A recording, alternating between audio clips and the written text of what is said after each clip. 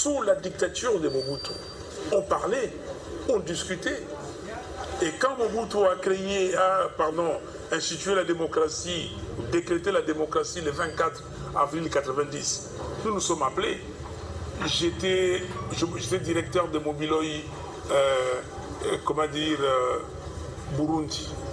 J'allais là-bas ce jour-là, le 24 avril. C'était un mardi. J'ai appelé les amis. Le dimanche qui a suivi, on s'est vu, on a dit, on se voit tous, ceux qui nous sont appelants dans le cadre de ce groupe, mais élargissons les groupes. Notre ami Fidel Babala, que vous connaissez, je donne le nom qu'ils ont connu, a amené Christophe Lutundu là, dans ce groupe. Moi-même, j'ai amené Modeste Bahati. Et le 29 avril 90, nous avons créé le FDD, Forum pour la démocratie et le développement. Qui est arrivé, ça a produit, vous connaissez le Tundu là, vous connaissez Bahati, je suis là, mais nous sillonnions toute la ville de Kinshasa. Moi, on m'a volé la victoire à l'élection présidentielle, oui ou non? Est-ce que j'ai pris les armes? Mais je ne me bats pas. J'ai dit ce que je vais dire, mais par la bouche. Et j'ai fait des marches, j'ai reçu une balle ici, j'ai reçu une balle ici par l'ancien régime. Ok? Est-ce que j'ai pris les armes contre eux? Non, on doit continuer à se battre. Heureusement que le groupe qui se rétrécit, la dictature, le tribalisme primaire va pouvoir arrêter cette affaire-là de tribalisme. Comment quelqu'un qui ne bénéficie même pas de pouvoir, au pouvoir d'Abisso, Bino Banani, pouvoir des Congolais, quand une fille est enceinte, elle doit quitter l'établissement. Elle est mineure, elle ne peut pas venir ici avec une grossesse, suivre les cours avec les autres. Elle va quitter, on doit l'encadrer.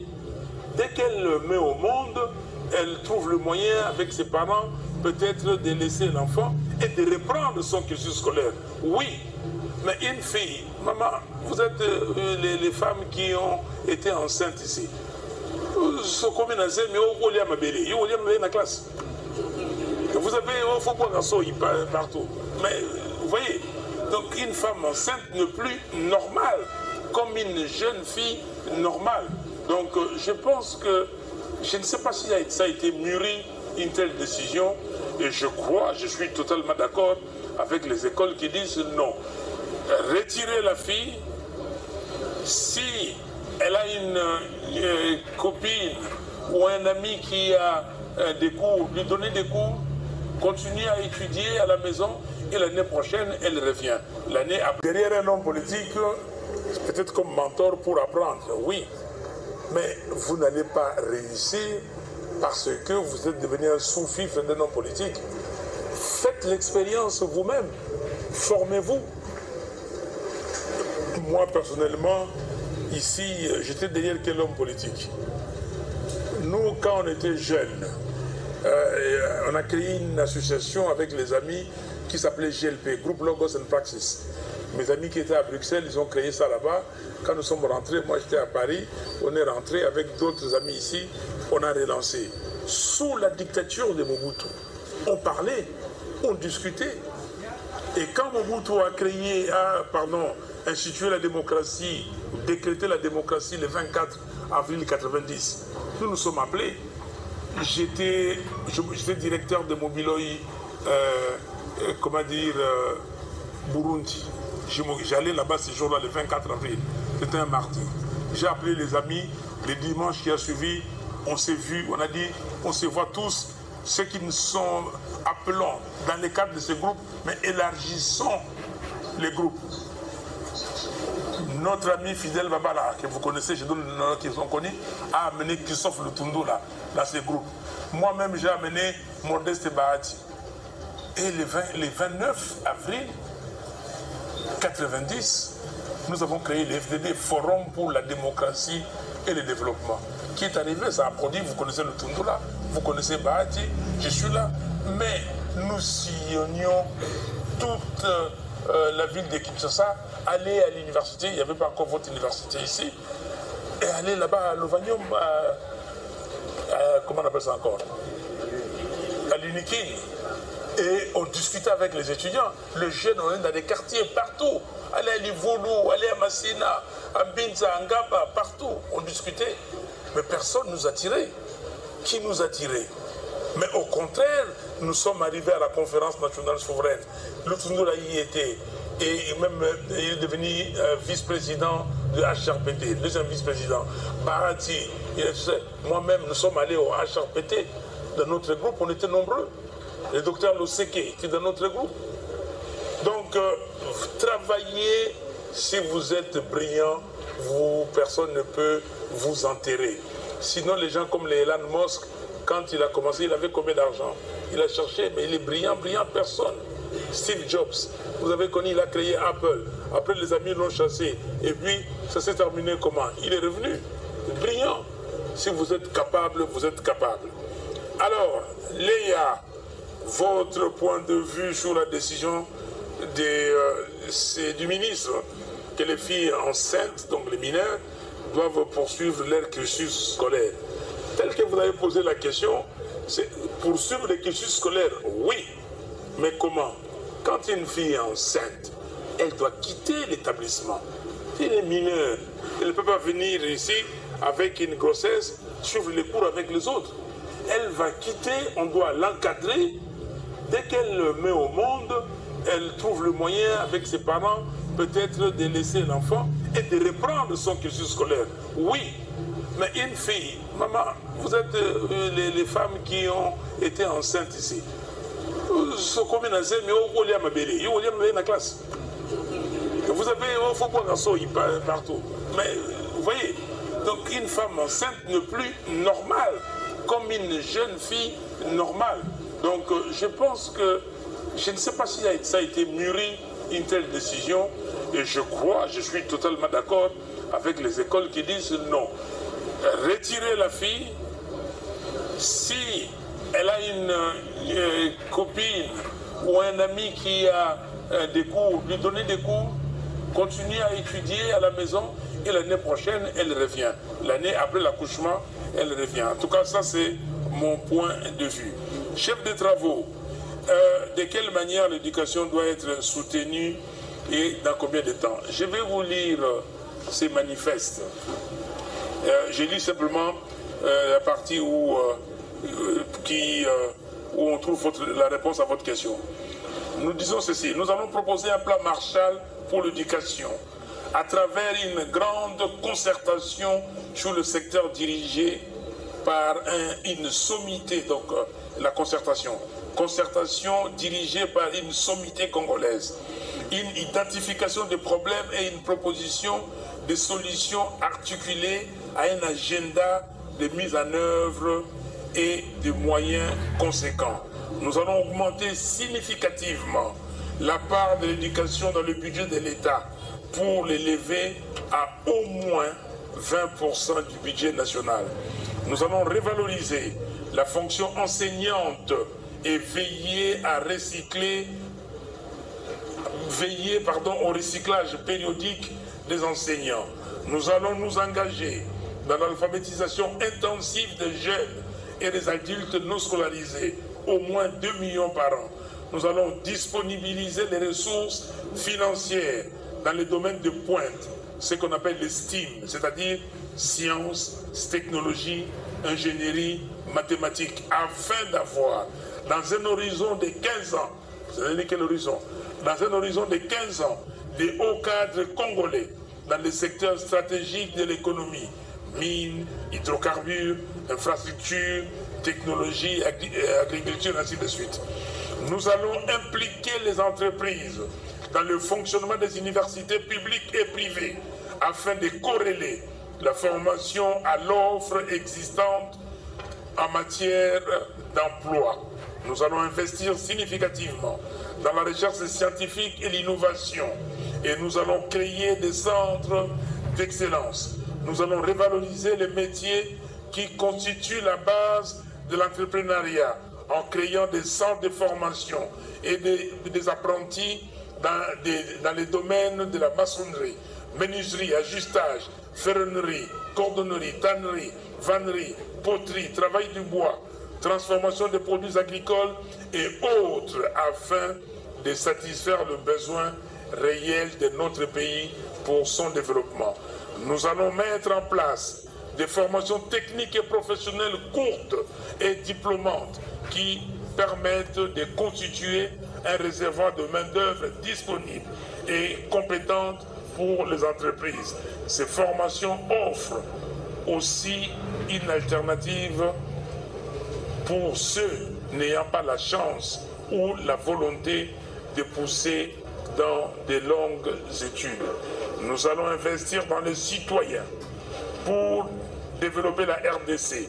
Nous allons en finir avec la médiocrité qui a pris le pas sur la compétence et nous irons en guerre contre l'ignorance et l'obscurantisme. Nous formerons les esprits qui vont porter le développement du Congo. Voici, monsieur le chef des travaux, ce que nous avons dans les manifestes de notre programme. Kalala, par rapport au système éducatif, quelles sont les opportunités? Je crois que le professeur a répondu. Où commencer? Comment faire la différence? Ben, je vous ai dit, où commencer, c'est très simple. Les prérequis, les préalables, état de droit. Quelqu'un a demandé si la justice est libre, si elle est indépendante. Commencez par l'état de droit. Tout faire pour avoir l'intégrité territoriale de ce pays. C'est là qu'il faut commencer. Commencer par la cohésion nationale. Moi, je suis, comme je vous ai dit, né, grandi dans cette ville. Quand j'étais gosse, on ne connaissait pas la tribu. J'ai un nom Fayoulou, personne ne savait situer d'où mes parents venaient. Ça n'existait pas. Ma famille, c'est les gars de mon quartier. Ma famille, c'est les gars de mon école, de ma classe. Ma famille, c'est là où je vais à l'église. Je suis servant, on était presque nous tous servants en chante à l'église. Je ne connais pas. Regardez, si vous regardez mes amis, vous n'avez pas trouvé que nous sommes de la même tribu ou tout ça. Non, ça n'existait pas. Donc, on va commencer par là et faire la différence. Comme l'ami a dit, je reviendrai, il faut être patriote. Il faut être patriote. Patriote, à l'école, on avait les cours de civisme. Et on nous apprenait. Alors, Josué, en quoi les séquelles du colonialisme ont-ils contribué à l'instabilité de la RDC? Oui. Dès que nous avons... Le colonialisme, c'était quelque chose où les colons étaient là. Donc le maître, vous devez voir le maître. Ce qu'on appelait les évolués, essayer de copier le maître. Et copier, donc cette copie-là, ça s'est répercuté. Aussi, les séquelles, comme j'ai dit, il n'y a pas eu de formation. Ici, quand on a, en 1960, il y avait combien de Congolais diplômés? Dans des pays comme les autres pays d'Afrique de l'Ouest, ils étaient déjà même dans l'administration française. Nous, on n'a pas eu ça. Donc, et puis, les séquelles du colonialisme, on nous a appris à diviser pour régner. L'histoire de aux alliés élevés, tu es plus la classe plus élevée. Agriculteur, l'histoire au Rwanda, là-bas, comment ils s'appellent? Les Tutsis et les Hutus. Pourquoi ils se sont rencontrés? Ils se sont, tués. Mais ils parlent la même langue. Hein. Il n'y a pas une langue qui s'appelle Tutsi, il n'y a pas une langue qui s'appelle Hutu. Ils parlent tous le Kinyarwanda. Ok? Pourquoi? Et ça, c'est les séquelles de la colonisation. Les colons sont venus et ont dit que non, diviser pour mieux régner. Ici aussi, on a fait exactement la même chose. On peut aller plus loin dans d'autres choses. Et la preuve, vous avez eu des sécessions tout de suite. Kalonji Moulopo est là-bas, il dit que moi, ici, dans les Bakwanga, et voilà, j'ai fait ma sécession. Tchombe dit, voilà, moi, toutes les ressources, les richesses du Congo, ça vient du Katanga. J'ai fait la sécession, sans oublier que l'Équateur, le Bandundu et tout ça avaient amené des produits agricoles que vous connaissez. Le caoutchouc, l'huile de palme. Alors, Josué,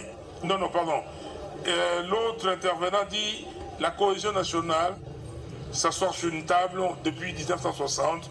Les Congolais ont l'habitude de s'asseoir autour d'une table et de se parler. Et la conséquence, c'est le partage du pouvoir. Comme je vous ai dit tout à l'heure, il y a des gens qui sont intimidés quand on dit mon dialogue. Ah, bah on a le pouvoir. Mais c'est quoi le partage du pouvoir? Chers amis, j'avais 35 ans, on m'avait proposé d'être ministre. J'ai refusé. J'avais 45 ans, on m'a encore proposé d'être ministre. J'ai refusé. Ok?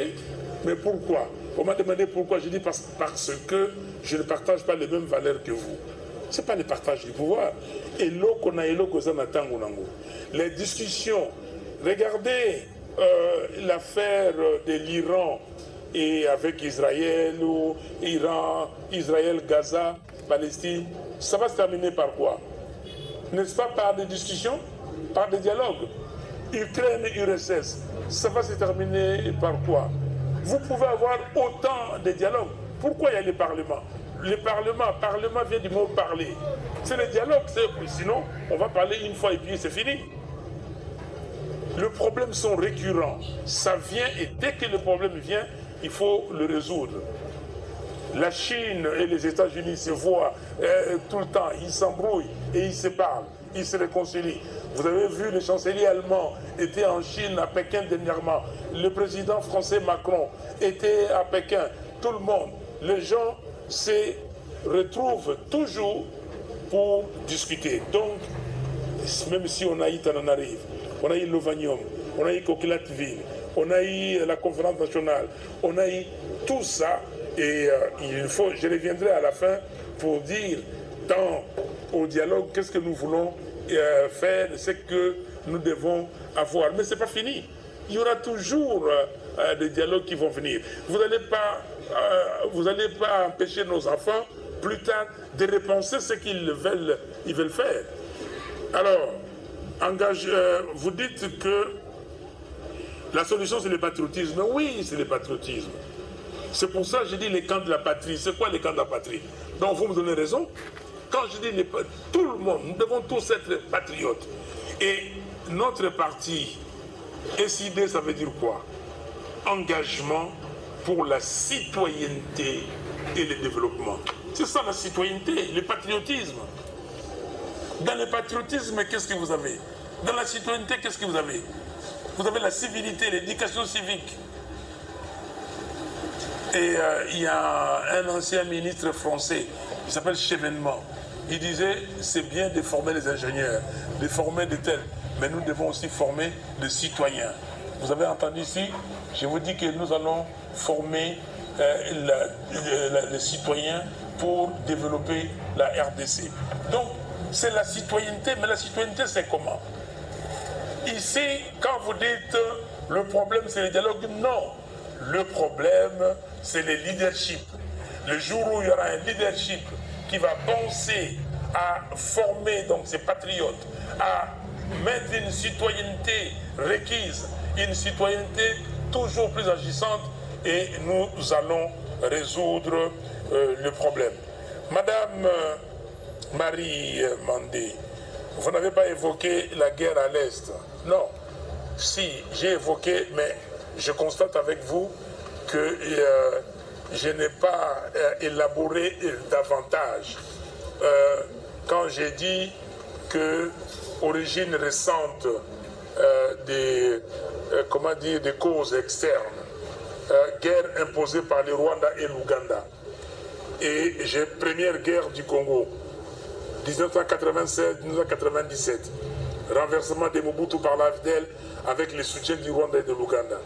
Deuxième guerre du Congo, 98-2003, opération de l'Est du Congo, occupation de l'Est du Congo par le Rwanda et l'Ouganda et pillage systématique des ressources minières du Congo. Création et soutien des groupes armés tels que le CNDP, le M23, ADF Nalu par le Rwanda, et les ADF Nalu par l'Ouganda. Manipulation de certains Congolais par le Rwanda avec la création de l'AFC. Donc c'est scientifique ici, mais il faut parler de tout. On a manipulé certains Congolais. On dit que bon, soyez contre et prenez les armes contre votre pays. C'est pas normal. Que si vous avez un problème, moi on m'a volé la victoire à l'élection présidentielle, oui ou non? Est-ce que j'ai pris les armes? Mais je ne me bats pas. J'ai dit ce que je vais dire, mais par la bouche. Et j'ai fait des marches. J'ai reçu une balle ici. J'ai reçu une balle ici par l'ancien régime. Ok? Est-ce que j'ai pris les armes contre eux? Non. On doit continuer à se battre. Heureusement que, madame, vous m'avez un peu fait revenir en arrière. Et j'avais dit, et ça je l'avais dit, convoitise du territoire et des ressources, projet de balkanisation. J'ai un livre ici, magnifique, écrit sous la direction des professeurs Kanko Ndambaya, paix à son âme, et Mouko Kakasenda. C'est un livre, malheureusement, il n'y en a plus. J'ai demandé qu'on réédite ces livres-là. La République démocratique du Congo face au projet de balkanisation et d'implosion. Lisez, vous allez voir. Donc nous devons faire un effort. Donc la communauté, la guerre nous a été imposée et c'est pour cela que je vous ai lu ces petits papiers des notes des experts des Nations Unies. Voilà. Quelles sont les mesures à prendre pour y mettre fin? Maman, je ne cesserai de dire, il faut tous en abomoko, la cohésion nationale. Ceux qui pensent qu'ils sont bas, chers amis, quand vous allez vous retrouver les bas là, vous allez commencer parce que dans tous nos clans, dans toutes nos tribus, il y a des sous-groupes. Ils vont dire, ah, mais tel est de tel. Vous allez encore former un sous-groupe. Et les groupes qui se rétrécissent, la dictature, le tribalisme primaire va s'installer. Arrêtez cette affaire-là de tribalisme. Comment quelqu'un qui ne bénéficie même pas de pouvoir, au pouvoir Nabiso, Bino Banani, pouvoir des Congolais. Alors, est-ce que la justice congolaise est indépendante? Ça, c'est une question. Vous allez répondre. Est-ce qu'elle est indépendante avec vous? Pardon? Vous regardez la justice, comment elle fonctionne. Il faut améliorer la justice. Je vous ai dit ici, le premier prérequis, le premier préalable, c'est l'état des droits. La justice élève une nation. Et nous allons tout faire pour avoir un état des droits. 16e question. La jeunesse est bloquée. Comment faire sortir la jeunesse du désespoir? Chers amis, parce que le professeur a répondu à la dernière question, c'est pour ça que nous sommes là. Nous tous, chacun doit apporter sa petite pierre pour la construction de l'édifice.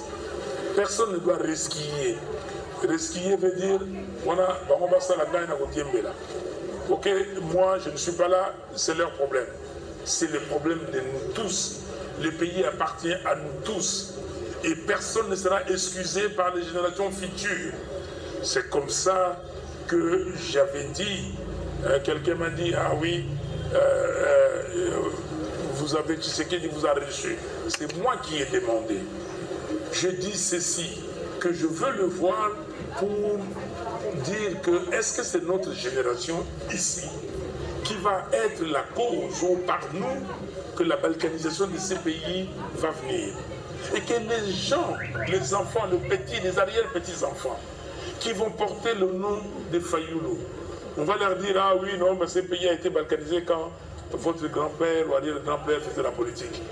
Est-ce que on sera fiers? Déjà, nos arrière-petits-enfants seront fiers de nous? Non.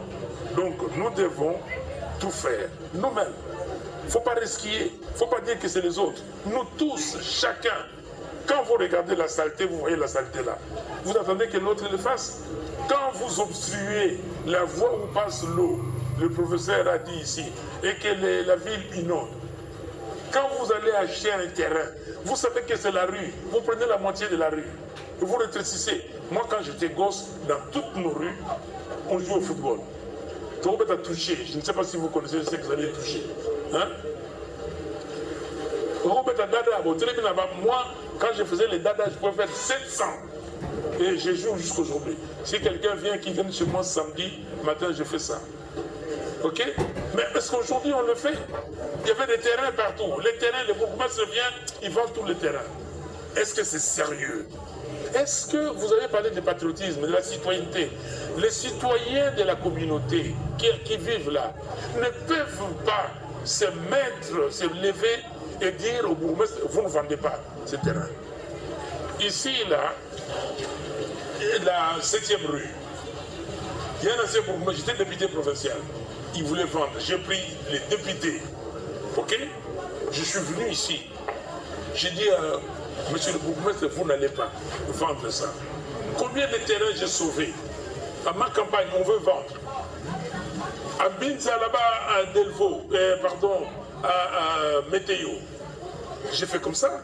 J'ai été voir Kanyama et tout ça. Mais ils ont vendu. Regardez Météo. On vend tout. Quelle est la part des citoyens? Quelle est la part des jeunes? Pourquoi les jeunes peuvent se dire non, trop c'est trop, on n'a pas d'endroit pour jouer au football, on n'a pas de terrain de basket, on n'a pas de terrain de volley, on n'a même pas de piscine. Moi j'étais gosse ici. Quand vous prenez le bus là, je prenais même ligne Lemba ou Matete ou Njili. Njili c'est 21 qui passait ici, Matete 23 et Lemba 24. Vous passez ici, quand vous passez à Saint-Louis, vous voyez les gens nager. Il y avait des piscines là. Est-ce que on vous a parlé de ça? Mais où sont les piscines? Et derrière là, il y avait un clubhouse. Il y avait le tennis, il y avait tout. Mais c'était magnifique la ville de Kinshasa. Mais on a tout vendu. Et vous devez vous mettre contre ça parce que un peuple a des dirigeants qu'il mérite. Si vous ne levez pas la voix, si vous ne revendiquez pas, eh bien, les gens vont faire ce qu'ils voudront. Voilà les réponses à vos questions, chers amis. En tout cas, monsieur le PCA, monsieur le recteur et tous les professeurs ici, le président de l'université et des étudiants, merci beaucoup pour votre attention.